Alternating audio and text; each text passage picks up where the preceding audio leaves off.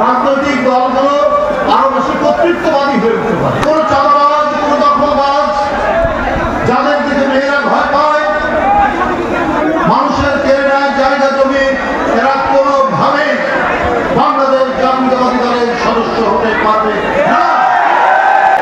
সুতরাং আমরা যে দেশ গড়ব, সেই দেশ হবে শান্তি, সেই দেশ হবে সুস্থির, সেই দেশ হবে একটি ভদ্র সমাজ নির্মাণ করার, একটি গণতান্ত্রিক সমাজ নির্মাণ করার।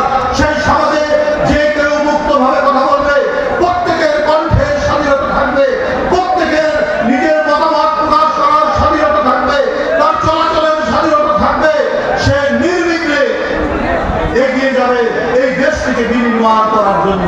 সেই প্রত্যয়, সেই অঙ্গীকার নিয়ে আমরা নতুন করে দেশ গড়ি। এখন হঠাৎ করে কোন রাজনৈতিক দল অনেক কথা বলছে পিয়ার পদ্ধতি।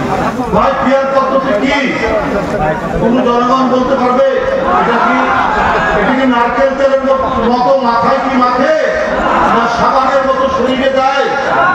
গ্রামের মানুষ, এদেশের সাধারণ মানুষকে বলতে পারবে? এটা তো কোন ইয়ে নাই, এটা তো কোনো দৃষ্টান্ত নেই।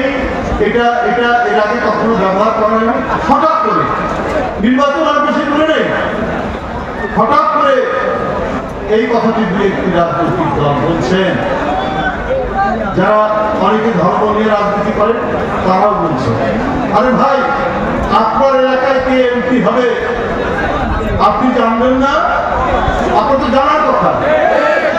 কে অত্যন্ত ভালো মানুষ, কে সাধারণ মানুষের সুখে দুঃখে আনন্দ বেদনায় আপনার কাছাকাছি, আপনার পাশাপাশি থাকবে, সেই লোকই তো আপনি বাছাই করবেন।